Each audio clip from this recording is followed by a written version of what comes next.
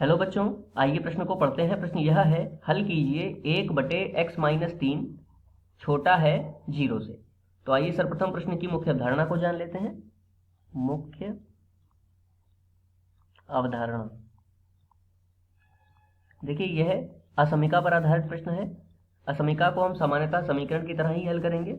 बस यह ध्यान रखेंगे कि जब भी हम किसी माइनस के पद से गुणा या भाग करेंगे दोनों पक्षों में, तो जो असमीका का चिन्ह है वह विपरीत हो जाएगा। आइए इस मुख्य अवधारणा के आधार पर प्रश्न को हल करते हैं। प्रश्न में दे रखा है 1/x-3 का मान कम है या छोटा है 0 से।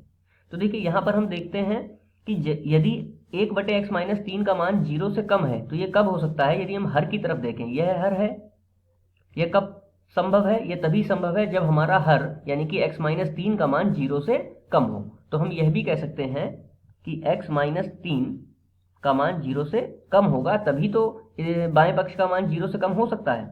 तो आइए इसको हल कर लेते हैं। 3 को यदि हम इधर भेज देंगे तो हमें क्या प्राप्त होगा? x छोटा -3 को इधर भेज देंगे तो ये आ जाएगा +3। ठीक है, यानी x का मान क्या आ रहा है? 3 से कम। अब इसको यदि हम समुच्चय के आधार पर लिखना चाहें सम्मिलित करके, तो x किस समुच्चय को प्रदर्शित करेगा? 3 से कम होना चाहिए मान, अर्थात -अनंत से लेकर के 3 तक के जितने भी मान होंगे उन सभी मानों के लिए यह 0 से कम होगा। तो मुख्य अवधारणा के आधार पर यह दिए गए प्रश्न का उपयुक्त उत्तर है। आशा करते हैं आपको समझ में आया होगा। धन्यवाद।